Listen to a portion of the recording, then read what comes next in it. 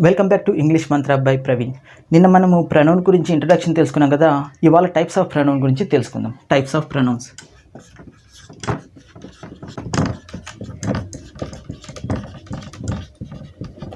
Types of pronouns. ఇందులో మన first type వచ్చేసరికి పర్సనల్ ప్రనౌన్.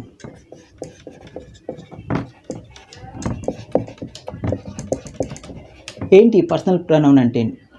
మనము ఏది అయితే ఏ ప్రనౌన్ అయితే 3 పర్సన్స్కి మనం యూజ్ చేస్తామో వాటిని పర్సనల్ ప్రనౌన్ అంటారు. ఇంగ్లీష్లో 3 పర్సన్స్ ఉంటారు. First person, second person, third person. First person, second person, third person. నేను రాస్తాను చూడండి ఇక్కడ. I, we, you, he, she, it, they. చూసారా? ఇందులో ఐ, విని ఫస్ట్ పర్సన్ అంటారు. ఈ ఫస్ట్ పర్సనే స్పీకర్ అని కూడా అంటారు. ఎందుకంటే ఎప్పుడైతే ఐ అని యూజ్ చేసామో, ఐ కానీ వి కానీ యూజ్ చేసేది ఎవరైతే మాట్లాడుతున్నారో వాళ్ళు మాత్రమే యూజ్ చేయగలరు. For example, I am working, నేను వర్క్ చేస్తున్నాను అని చెప్తాము. అది చెప్పేది ఎవరు? నేనే అయి ఉంటాను. హీ ఈజ్ వర్కింగ్ అన్నా కానీ చెప్తుంది నేనే. ఇక్కడ నేను ఐ మాత్రం యూజ్ చేయలేదు. ఐ ఈజ్ వర్కింగ్ అని అనలేము. ఐ యామ్ వర్కింగ్ అని అంటాము. ఎందుకని? ఎప్పుడైతే ఐ కానీ వి కానీ యూజ్ చేశారో అది స్పీకర్ మాత్రమే యూజ్ చేయగలరు, వేరే ఏ పర్సన్ యూజ్ చేయగలరు. మరి యు అంటే, యు అంటే లిజనర్. దీన్నే సెకండ్ పర్సన్ అని కూడా అంటారు. ఓకేనా? సెకండ్ పర్సన్, ఇదే లిజనర్ కూడా. ఫర్ ఎగ్జాంపుల్, నేను ఒక సెంటెన్స్ రాస్తాను చూడండి. ఐ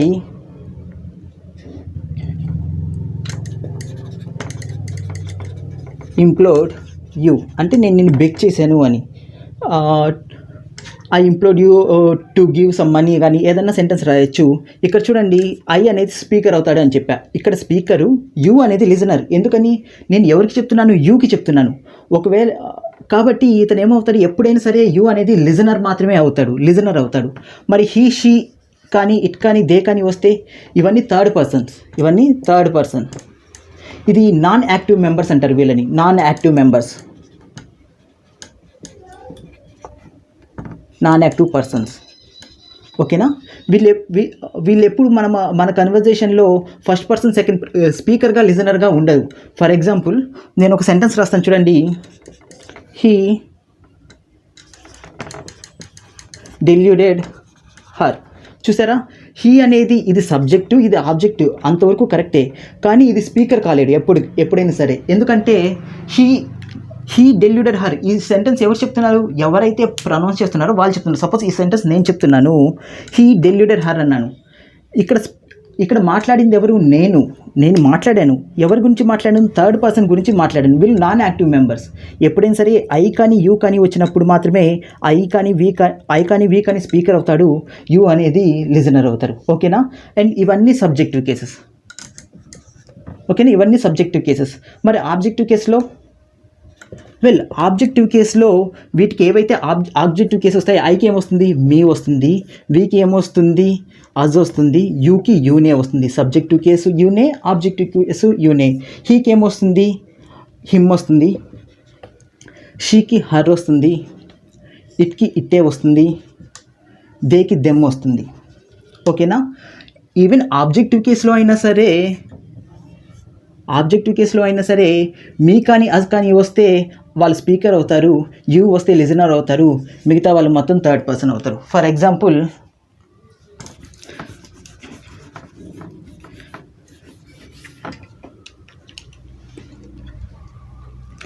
ఎగ్జాంపుల్, హీ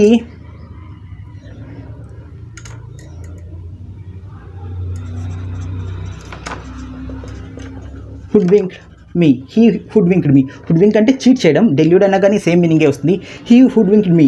ఈ సెంటెన్స్ నేను చెప్పాను అనుకోండి, చెప్పిన వాళ్ళు ఎవరు అవుతారు? మీ అన్నానంటే చెప్తుంది నేనే ఈ సెంటెన్స్ చెప్పాను.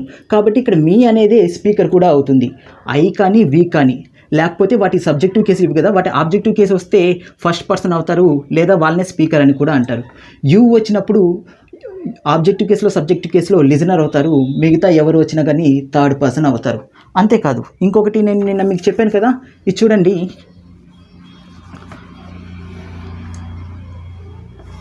ఐకి ప్లూరల్ ఫామ్ ఏంటి? సపోజ్ ఐకి వి వస్తుంది, యూకి ప్లూరల్ ఫామ్ యూనే వస్తుంది, హీకి కానీ షీకి కానీ ఇట్కి కానీ ప్లూరల్ ఫామ్ వచ్చేసరికి దే వస్తుంది. అండ్ ఎప్పుడైనా సరే వీటిలో ఎప్పుడైనా ఐ కలిసిందనుకోండి, ఐ కూడా సపోజు దేలో ఐ కలిసిందనుకోండి, అప్పుడు మళ్ళీ మనం వి యూస్ చేయాలి, వాటి ఆబ్జెక్టివ్ కేసులో అజ్ యూస్ చేయాలి. ఓకేనా? ఓకే, ఇది పర్సనల్ ప్రొనౌన్ గురించి. Next topic possessive pronoun.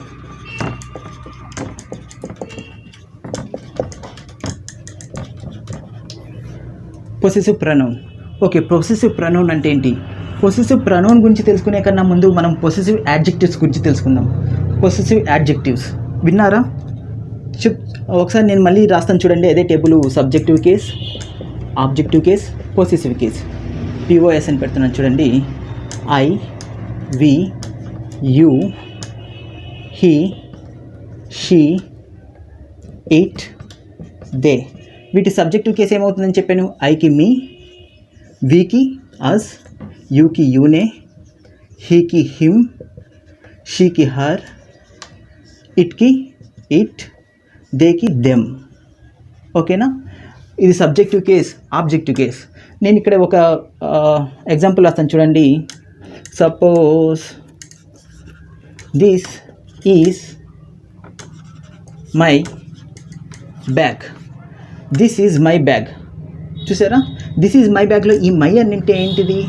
ఈ మైనే పొసెసివ్ యాడ్జెక్టివ్ అని కూడా అంటారు. అయితే ఎందుకని? ఇది బ్యాగ్ని క్వాలిఫై చేస్తుంది కాబట్టి, బ్యాగ్ని క్వాలిఫై చేస్తుందని పొసెసివ్ యాడ్జెక్టివ్ అంటారు. అయితే చాలామంది గ్రామరియన్స్ ఈ పొసెసివ్ యాడ్జెక్టివ్స్ ఏవైతే ఉన్నాయో వాటినే పొసెసివ్ ప్రొనౌన్స్ కూడా అంటారు. Independent possessive pronouns, dependent possessive pronounce.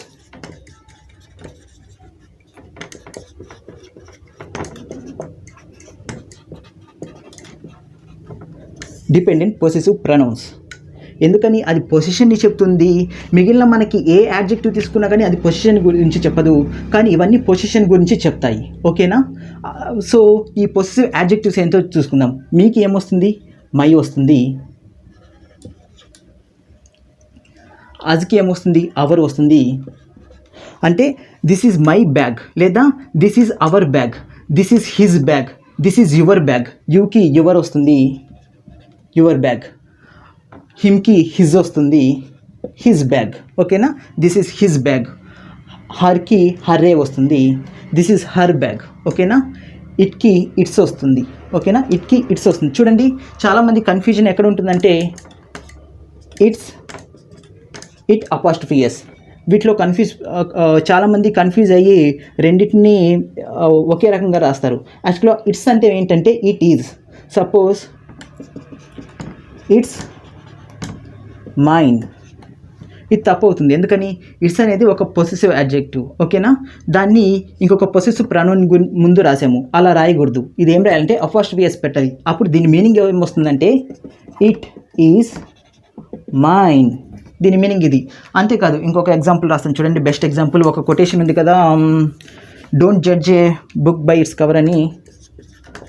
Don't judge a book by its cover. ఇది కరెక్ట్ అవుతుందా?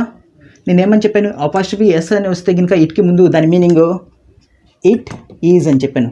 Don't judge a book by it is కవరా? కాదు, ఇది పొసెసివ్ కేసు రాయాలి. పొసెసివ్ కేసు రాయాలంటే ఏం చెప్పాలి? అపాస్ట్రఫీ ఎస్ తీసేయాలి. Don't judge a book by its cover. ఇది కరెక్ట్ అవుతుంది. ఓకేనా? ఇట్లో అది ఒకటి గుర్తుపెట్టుకోండి. ఓకే, మరి దెన్కి ఏమొస్తుంది? దెన్కి దేర్ వస్తుంది. దేర్ బ్యాగ్, దేర్ బుక్స్ అలాగా. ఓకే, సో మనము సబ్జెక్టివ్ కేసు నుంచి ఆబ్జెక్టివ్ కేసుని క్రియేట్ చేసాము, ఆబ్జెక్టివ్ కేసు నుంచి పొసెసివ్ కేసు క్రియేట్ చేసాం. చూడండి, మీ నుంచి మై వచ్చింది, అజ్ నుంచి అవర్ వచ్చింది, యూ నుంచి యువర్ వచ్చింది, హిమ్ నుంచి హిజ్ వచ్చింది, హర్ నుంచి హర్ వచ్చింది, ఇట్ నుంచి ఇట్స్ వచ్చింది, దెమ్ నుంచి దేర్ వచ్చింది. ఓకేనా? ఓకే, మరి పొసెసివ్ కేసు ఉంది కదా, మళ్ళీ తర్వాత ఏం చేసామంటే సపోజ్ చూడండి, ఇదే నేను ఇందాక దిస్ ఈజ్ మై బ్యాగ్ అని రాశాను కదా, అదే నేను బ్యాగ్ని ముందు పెడితే ఏమవుతుంది చూడండి. This bag is my bag. చూసారా? This bag is my bag. ఈ సెంటెన్స్ కరెక్టేనా? వెల్ ఈ సెంటెన్స్ కరెక్టే, కాకపోతే మనం ప్రొనౌన్ని ఎందుకు యూజ్ చేస్తాం? To avoid the repetition of noun. అవునా? నౌన్ రిపిటేషన్ని మనం అవాయిడ్ చేయడానికి ప్రొనౌన్ యూజ్ చేస్తాము.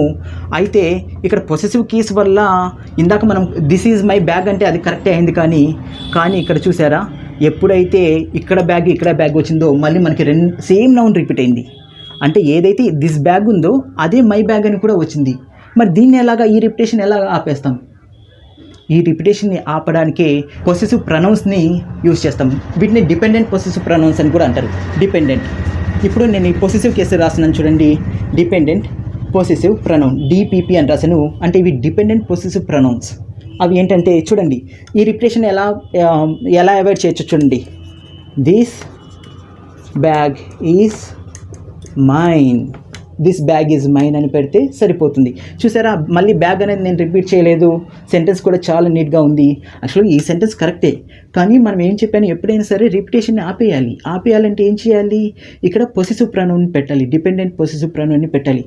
ఒకవేళ ఈ 2 సెంటెన్సెస్ ఇచ్చి ఇందులో ఏది కరెక్ట్ అంటే ఇది కరెక్టే. అలా కాకుండా మామూలుగా 2 సెంటెన్స్ కరెక్టే, కానీ ఎప్పుడైనా సరే మనం దీన్ని ప్రిఫర్ చేయాలి. ఓకేనా? ఈ టైప్ ఆఫ్ సెంటెన్స్నే మనం ప్రిఫర్ చేయాలి. ఎందుకని? నౌన్ని మనం రిపీట్ చేయలేదు కాబట్టి. ఓకేనా? చూద్దాం. ఇప్పుడు ఈ మై నుంచి ఏమొచ్చిందని చెప్పాను, మై నుంచి మైన్ వచ్చింది, అవర్ నుంచి అవర్స్ వచ్చింది, యువర్ నుంచి యువర్స్ వచ్చింది, హిజ్ నుంచి హిజే వచ్చింది, హర్ నుంచి హర్స్ వచ్చింది, ఇట్స్ నుంచి ఇట్సే వచ్చింది, దేర్ నుంచి దేర్స్ వచ్చింది. ఇంకొకటి అబ్జర్వ్ చేస్తారా, వీటికి దేనికి అపాస్ట్రఫీ ఎస్ అనేది పెట్టకూడదు. మనం ఎప్పుడైనా సరే డిపెండెంట్ పొసెసివ్ ప్రొనౌన్లో ఎప్పుడైనా సరే అపాస్ట్రఫీ ఎస్ అని పెట్టకూడదు. అపాస్ట్రఫీ ఎస్ అని పెడితే కనుక అది రాంగ్ అవుతుంది. కావాలంటే మీకు ఒక ఎగ్జాంపుల్ చెప్తాను చూడండి. మనం ఏమని రాస్తాము, యువర్స్ సిన్సియర్లీ అని రాస్తాం కదా. ఇక్కడ అపాస్ట్రఫీ ఎస్ అని పెట్టామనుకోండి, యువర్ అంటే ఏంటి? యువర్ బుక్ అంటే నీ బుక్ అని. అది ఆల్రెడీ పొసెసివ్ యాడ్జెక్టివ్కి మళ్ళీ పొజిషన్ పెడతాము, మనము పెట్టకూడదు. Your sincerely. ఓకేనా? యువర్ సిన్సియర్లీ కరెక్ట్ అవుతుంది. నేను దీని గురించి తర్వాత మళ్ళీ ప్రాక్టీస్ సెషన్లో క్లియర్గా ఎక్స్ప్లెయిన్ చేస్తాను. ఓకేనా? ఇప్పుడు జస్ట్ ఇంట్రడక్షనే కాబట్టి చూడండి. ఓకే, ఇంకొక ఎగ్జాంపుల్ రాస్తాను చూడండి. My phone is dead, pass me your phone. చూడండి, my phone is dead, pass me your phone. ఇక్కడ ఫోన్ వచ్చింది, ఇక్కడ ఫోన్ వచ్చింది. సో దీని ఈ రిపిటేషన్ ఆపడానికి మనం ఏం చేస్తాము, my phone is dead, pass me yours. Your అని పెడతామా? యువర్ అని పెడితే అది ఒక యాడ్జెక్టివ్ అవుతుంది. యాడ్జెక్టివ్ తర్వాత ఎప్పుడైనా సరే నౌన్ ఉండాలి. అండ్ అంతేకాదు, ఇంకొకటి చెప్పడం మర్చిపోయాను, వీటిని ఎందుకని డిపెండెంట్ ప్రొనౌన్స్గా అంటారంటే గ్రామరియన్స్ ఎప్పుడైనా సరే ఈ మై కానీ, అవర్ కానీ, యువర్ కానీ, హిజ్ కానీ, హర్ కానీ, ఇట్స్ కానీ, దేర్ కానీ తర్వాత ప్రొనౌన్ రావడం compulsory. For example, this is my. ఈ సెంటెన్స్ కరెక్ట్ అవుతుందా? కాదు. కంపల్సరీ ఇక్కడ ఒక నౌన్ రావాల్సిందే. This is my phone. ఈ సెంటెన్స్ కరెక్ట్ అవుతుంది. కానీ అదే మనం ఇండిపెండెంట్ ప్రొనౌన్ చూసుకుంటే దిస్ రాయాలి, దిస్ ఈజ్ మైన్. ఈ సెంటెన్స్ కరెక్ట్ అవుతుంది. అది నాదే అని చెప్తున్నాను. దిస్ ఈజ్ మైన్ ఫోన్ అని రాయకూడదు. ఇది ఎప్పుడైనా సరే ఇండిపెండెంట్గా ఉంటుంది. ఇంకొక నౌన్తో మనకి పని లేదు. ఈ నౌన్ పెట్టడం వల్ల ఇది తప్పు అవుతుంది. ఇక్కడ నౌన్ పెట్టకపోతే తప్పు అవుతుంది. అర్థమైందా? పొసెసివ్ కేసులో నౌన్ కంపల్సరీగా ఉండాలి. అదే ఈ ప్రొనౌన్లో, ఈ పొసెసివ్ ప్రొనౌన్లో పక్కన నౌన్ అనేది ఉండకూడదు. నౌన్ పెడితే అది రాంగ్ అవుతుంది. ఓకేనా? ఓకే, ఇప్పుడు మనము థర్డ్ టైపు డిమాన్స్ట్రేటివ్ ప్రొనౌన్స్ గురించి చూద్దాం.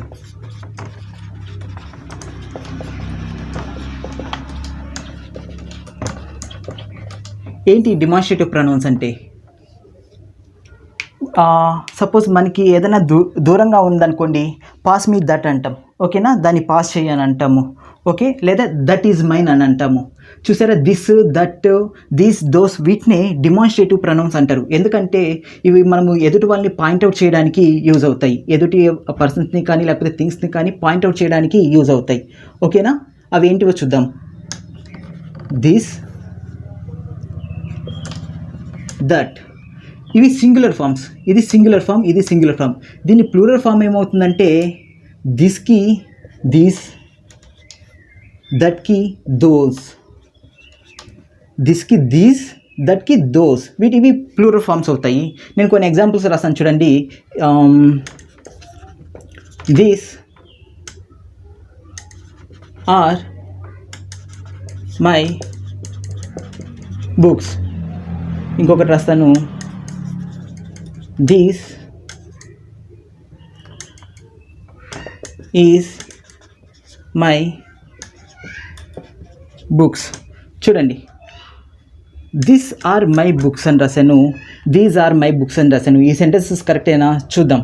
యాక్చువల్గా దిస్ అంటే ఏం చెప్పాను, దిస్ అంటే సింగులర్ సబ్జెక్ట్ అండ్ అది కూడా మనకి ఏదైతే దగ్గరగా ఉంటుందో దాన్ని, ఏదైతే సబ్జెక్ట్ నియర్గా ఉంటుందో దాన్ని యూజ్ చేయడానికి దిస్ యూజ్ చేస్తాం.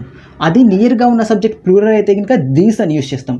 ఏదైనా మనకి సబ్జెక్ట్ దూరంగా ఉందనుకోండి, దానికోసము ఇది ఫార్, దూరంగా ఉంటే దానికోసం దట్ యూజ్ చేస్తాము. అదే ప్లూరల్ అయితే దోస్ యూజ్ చేస్తాం. ఫర్ ఎగ్జాంపుల్, నేను ఇక్కడ ఉన్నాను అనుకోండి, ఇక్కడ ఒక శారీ ఉంది, ఇక్కడ ఒక శారీ ఉంది. శారీ కాకపోతే ఏదో ఒక, సపోజ్ ఇక్కడ ఒక కార్ ఉందనుకోండి, నేను ఎప్పుడైతే దిస్ కార్ అని చెప్పానో దాని మీనింగ్ ఇది. నేను ఎప్పుడైతే దట్ కార్ అని చెప్పానో దాని మీనింగ్ నాకన్నా దూరంగా ఉన్నది. అది ఇటైనా ఉండొచ్చు, ఇటైనా ఉండొచ్చు. దిస్ అని చెప్పినప్పుడు దగ్గరగా ఉన్నది, దట్ అని చెప్పినప్పుడు దూరంగా ఉంది. అదే ఇక్కడ రెండు కార్లు ఉంటే కనుక నేను ఎప్పుడైతే దీస్ అని చెప్పానో అవి నాకు దగ్గరగా ఉన్నవి, దోస్ అని చెప్పానో అవి నాకు దూరంగా ఉన్నవి. అవి ప్లూరల్ ఫామ్లో ఉన్నాయి. ఓకేనా, ఓకే. చూడండి, ఇప్పుడు దిస్ అని చెప్పాను అనుకోండి, ఆర్ మై బుక్స్ ఉంది. బుక్స్ అనేది సింగులరా కాదు, ప్లూరల్ ప్రకారం ఆర్ కరెక్టే కానీ దిస్ కరెక్ట్ కాదు. కాబట్టి ఇవి మనకి దగ్గరగా ఉన్న బుక్స్ కాబట్టి దిస్ వచ్చింది కాబట్టి దీస్ చేయాలి, దీన్ని ప్లూరల్ చేయాలి. దీస్ ఆర్ మై బుక్స్, ఇది కరెక్ట్ అవుతుంది. ఇక్కడ చూడండి, దీస్ ఈజ్ మై బుక్స్ అని చెప్పా. దీస్ అనేది ఏంటి, ప్లూరల్కి యూజ్ చేయాలని చెప్పా. ప్లూరల్ తర్వాత సింగులర్ సబ్జెక్ట్ ఉంది. ఇక్కడ మన సబ్జెక్ట్ కూడా, యాక్చువల్ సబ్జెక్ట్ కూడా ప్లూరలే కాబట్టి దీస్ ఆర్ యూజ్ చేయాలి, ఈజ్ కాదు. These are my books. ఓకేనా, ఓకే. ఇప్పుడు ఇంకొక ఇంట్రెస్టింగ్ ఎగ్జాంపుల్ చెప్తాను చూడండి ఈ దిస్ దట్ మీదే.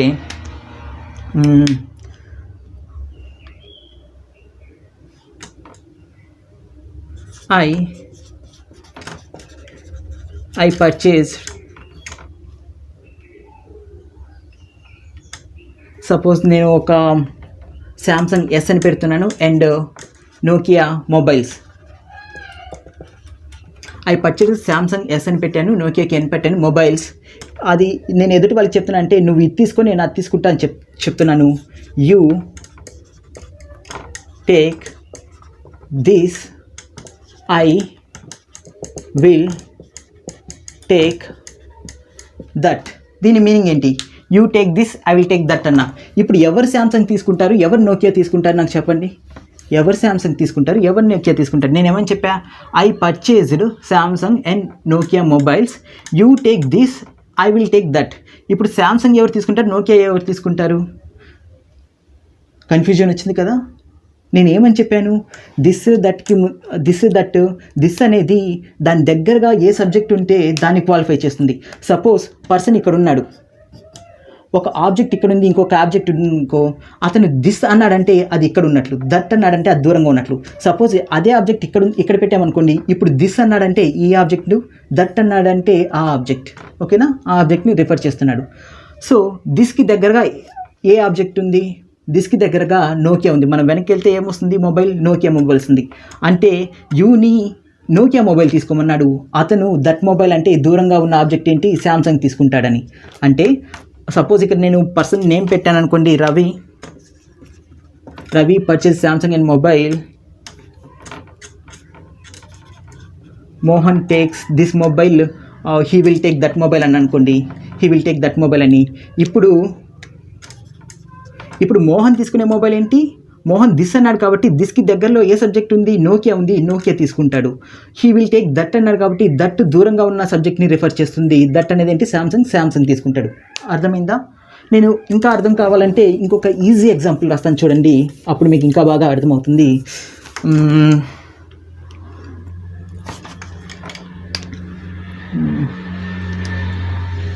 ఏ baby and a dog are in the house. A baby and a dog are in the house.